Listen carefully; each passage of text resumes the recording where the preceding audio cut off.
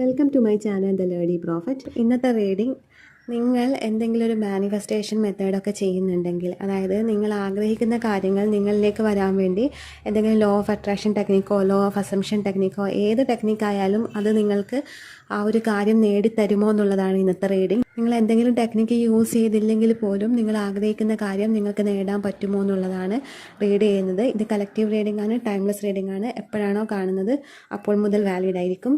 Genderless ആണ്. Cards നോക്കാം.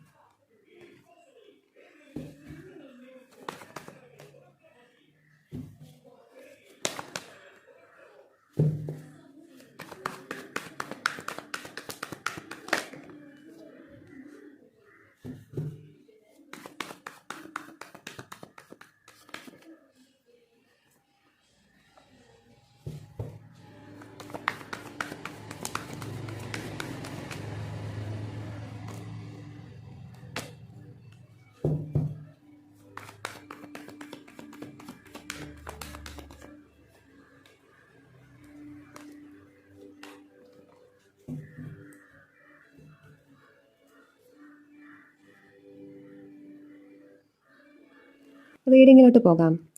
ഇവിടെ പലരും മാനിഫെസ്റ്റേഷൻ ടെക്നിക്കൊക്കെ യൂസ് ചെയ്യുന്ന ആൾക്കാരായിരിക്കാം. അതായത് എന്തെങ്കിലുമൊക്കെ ആഗ്രഹങ്ങൾ മാനിഫെസ്റ്റ് ചെയ്യാൻ വേണ്ടി പലതരം ലോ ഓഫ് അട്രാക്ഷൻ ടെക്നിക്കും പലതരം മെത്തേഡ്സൊക്കെ യൂസ് ചെയ്യുന്ന ആൾക്കാരായിരിക്കാം.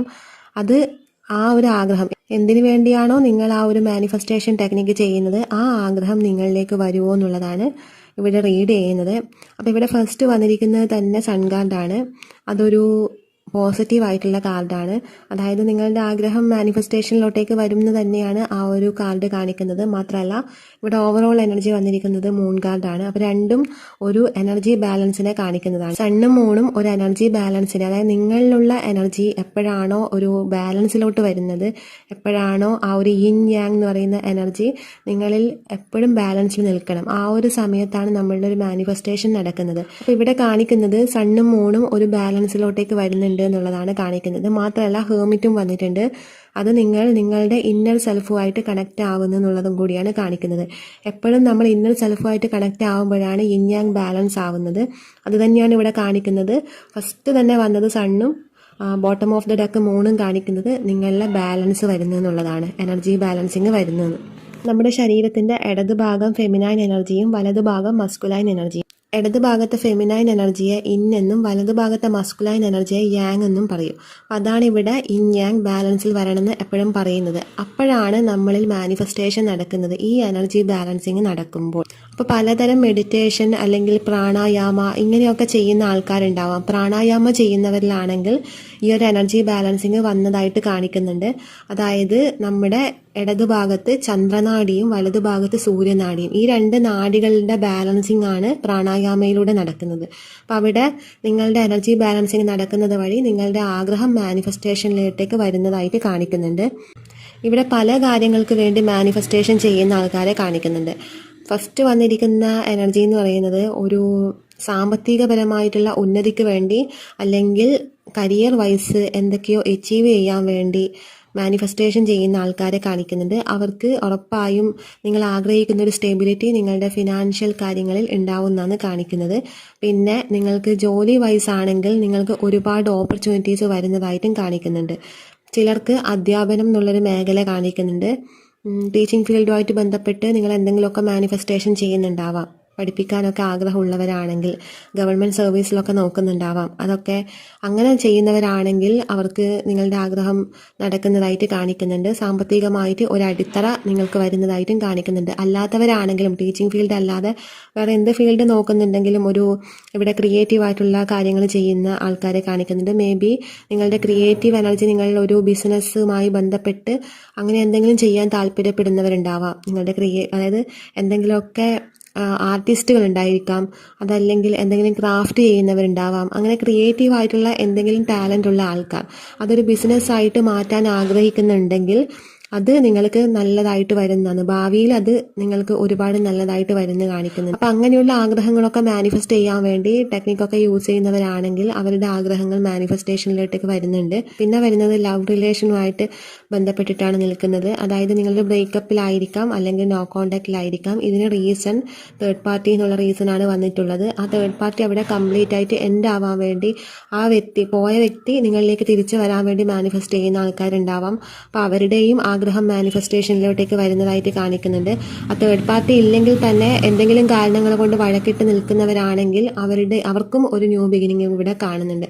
ഇപ്പോഴുള്ള സിറ്റുവേഷൻ എന്ത് തന്നെയായാലും അത് എൻഡായിട്ട് ഒരു ന്യൂ ബിഗിനിങ് നിങ്ങളിൽ വരുന്നതായിട്ട് കാണുന്നുണ്ട്. പിന്നെ പലർക്കും അവരവരുടെ റൈറ്റ് ആയിട്ടുള്ള ഒരു പേഴ്സൺ നിങ്ങളിലേക്ക് വരാൻ വേണ്ടി മാനിഫെസ്റ്റ് ചെയ്യുന്ന ആൾക്കാരുണ്ടാവാം. അപ്പം അങ്ങനെയുള്ളവർക്കും ഇവിടെ അവർ വരുകയും ചെയ്യും. മാത്രമല്ല നിങ്ങൾ തമ്മിൽ ഒരുമിച്ച് എന്തെങ്കിലും ചെയ്യേണ്ടതായിട്ടുള്ള കാര്യം ഉണ്ട്. അത് മേ ബി നിങ്ങൾ ഒരുമിച്ചൊരു ജോലി ആഗ്രഹിക്കുന്നവരായിരിക്കാം. ഒരുമിച്ച് ജോലി ചെയ്യണമെന്ന് ആഗ്രഹിക്കുന്നവരാണെങ്കിൽ അതും മാനിഫെസ്റ്റേഷനിലോട്ടേക്ക് വരുന്നുണ്ട്. അങ്ങനെ ചിലരിവിടെ ആഗ്രഹിക്കുന്നതായിട്ടും അതിന് മാനിഫെസ്റ്റ് ചെയ്യുന്നതായിട്ടും കാണിക്കുന്നുണ്ട്. അതായത് ഒരേ ഫീൽഡിൽ ജോലി ചെയ്യണം, അതല്ലെങ്കിൽ ഒരേ കമ്പനിയിൽ ജോലി ചെയ്യണം, അങ്ങനെ ഒരുമിച്ച് ജോലി ചെയ്യാൻ ആഗ്രഹിക്കുന്നവരെ.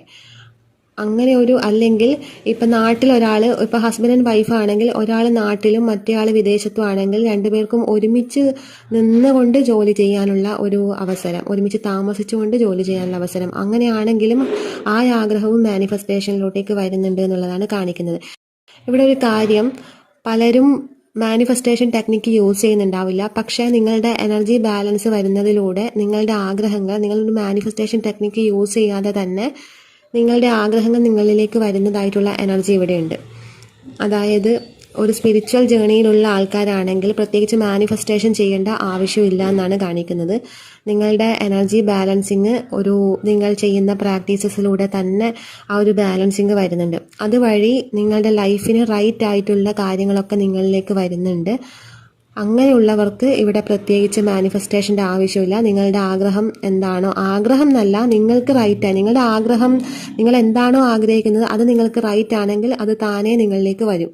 അതല്ല, അത് റോങ് ആണെങ്കിൽ അതവിടെ വരാതിരിക്കും. പക്ഷെ അത് വരുന്നതെന്ന് വെച്ചാൽ ഇത് ഒരു മാനിഫെസ്റ്റേഷൻ ടെക്നിക്ക് യൂസ് ചെയ്യാതെ തന്നെ ഉള്ളവരുടെ കാര്യമാണ് ഞാൻ പറഞ്ഞത്. പക്ഷെ മാനിഫെസ്റ്റേഷൻ ടെക്നിക്ക് യൂസ് ചെയ്യുന്നവരാണെങ്കിൽ അവരുടെ ആഗ്രഹം എന്തായാലും റൈറ്റ് ആണെങ്കിൽ റോങ് ആണെങ്കിലും വരും. കാരണം അവരൊരു ഡെസ്റ്റിനിയിൽ ഇല്ലാത്ത കാര്യങ്ങളായിരിക്കാം മേ ബി നിങ്ങൾ മാനിഫെസ്റ്റ് ചെയ്യാൻ നോക്കുന്നത്. അത് ഡെസ്റ്റിനിയിൽ ഇല്ലാത്തൊരു കാര്യമാണെങ്കിൽ അത് മാനിഫെസ്റ്റ് ആയാലും അത് ടെമ്പററി ആയിരിക്കും, അത് പെർമനൻ്റ് ആയിട്ട് ലൈഫിൽ നിലനിൽക്കില്ല.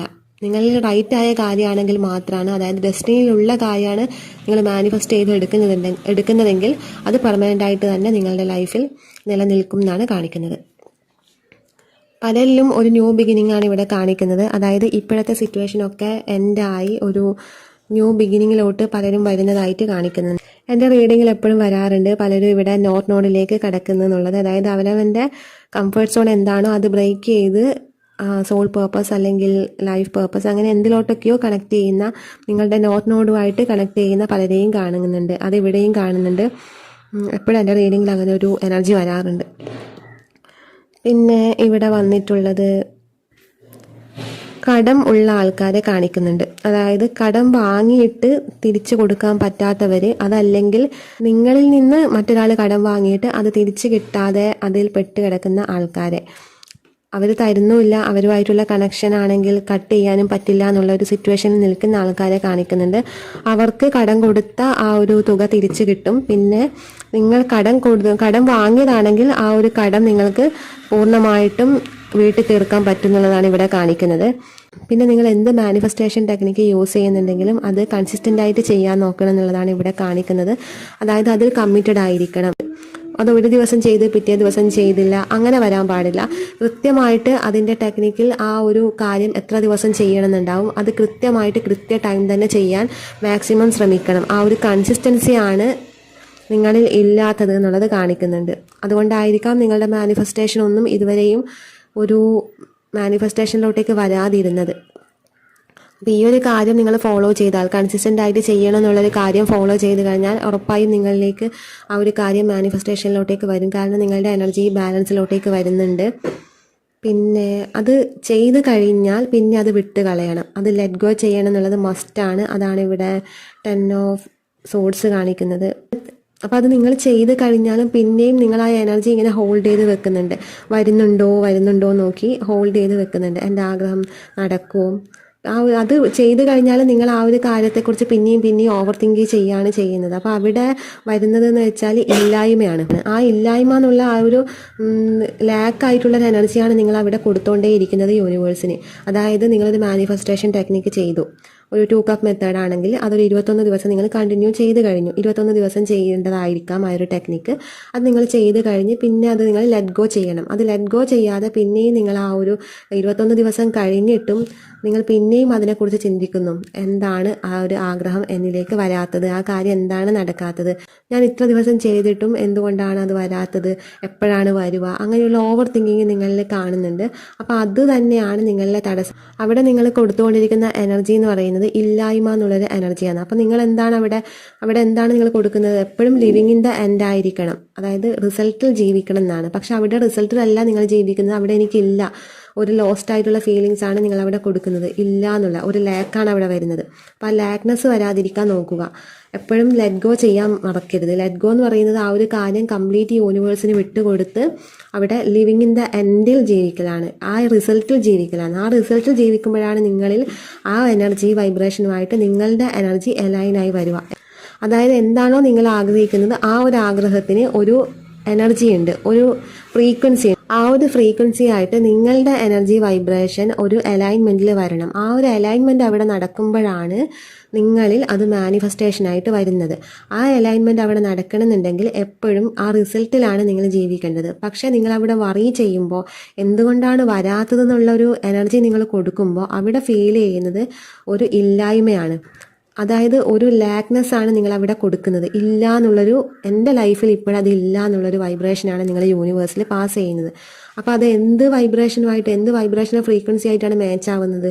അതായത് നിങ്ങൾ ആഗ്രഹിക്കുന്ന ആ കാര്യത്തിലുള്ള എനർജി വൈബ്രേഷനോ ഫ്രീക്വൻസി ആയിട്ട് യാതൊരു മാച്ചും ഇല്ല നിങ്ങൾ കൊടുത്തുകൊണ്ടിരിക്കുന്ന എനർജി വൈബ്രേഷനോ ഫ്രീക്വൻസി. അപ്പോൾ അതെപ്പോഴും അലൈൻമെൻറ്റ് ആവാൻ വേണ്ടി നോക്കണം. അതാണ് ലെറ്റ് ഗോ. ആ ഒരു കാര്യം ചെയ്യാൻ മറക്കരുത്. പലരും അത് ചെയ്യാത്തത് കൊണ്ടായിരിക്കാം ഇത്രയും കാലം നിങ്ങളിൽ മാനിഫെസ്റ്റേഷൻ ഒന്നും നടക്കാതെ പോയത്. ഇപ്പം നിങ്ങൾ അങ്ങനെ ഒരു കാര്യം ഇപ്പോൾ വിട്ടുകൊടുത്ത് കഴിഞ്ഞാൽ നിങ്ങളിൽ ഉറപ്പായും ആ ഒരു കാര്യം എന്താണോ നിങ്ങൾ ആഗ്രഹിക്കുന്നത് അത് നിങ്ങൾ മാനിഫെസ്റ്റ് ആയി വരുന്നതായിട്ട് കാണുന്നുണ്ട്. അത് മാനിഫെസ്റ്റേഷൻ ടെക്നിക്ക് യൂസ് ചെയ്തില്ലെങ്കിൽ പോലും നിങ്ങൾ ആ ഒരു വൈബ്രേഷണൽ ഫ്രീക്വൻസിയിൽ എത്തിക്കഴിഞ്ഞാൽ, അലൈൻമെൻറ്റിൽ വന്നു കഴിഞ്ഞാൽ നിങ്ങളിൽ ആ ഒരു കാര്യം മാനിഫെസ്റ്റ് ആയിട്ട് വരും. ലോ ഓഫ് അസംഷൻ ഒക്കെ യൂസ് ചെയ്യുന്നവരാണെങ്കിൽ അവർ എപ്പോഴും ലിവിങ് ഇൻ ദ എൻഡിൽ ജീവിക്കുന്ന ആൾക്കാരായിരിക്കും. അവർക്ക് വെറും അഫർമേഷനും ലിവിങ് ഇൻ ദ എൻഡും മാത്രമേ ഉള്ളൂ. ലോ ഓഫ് അട്രാക്ഷൻ പോലെ ഒരുപാട് ടെക്നിക്കും കാര്യങ്ങളൊന്നുമില്ല. ലോ ഓഫ് അസംഷൻ ആയിരിക്കും കൂടുതലും ഈസി ആയിട്ട് ഉള്ളത്. അപ്പോൾ ഏതാണ് നിങ്ങൾക്ക് നല്ലതെന്ന് വെച്ചാൽ നിങ്ങൾ ചൂസ് ചെയ്യാം. എന്തായാലും ഇപ്പം നിങ്ങൾ ഏതെങ്കിലും മാനിഫെസ്റ്റേഷൻ ടെക്നിക്ക് ചെയ്യുന്നുണ്ടെങ്കിൽ ജസ്റ്റ് അത് ചെയ്ത് കഴിഞ്ഞാൽ, അതിൻ്റെ ഒരു ടൈം പീരീഡ് കഴിഞ്ഞാൽ അത് ലെറ്റ് ഗോ ചെയ്യാം. അപ്പോൾ ഇതൊക്കെയാണ് നിങ്ങളുടെ റീഡിംഗ്. ഇഷ്ടപ്പെട്ടെങ്കിൽ ലൈക്ക് ചെയ്യുക, കമൻറ്റ് ചെയ്യുക.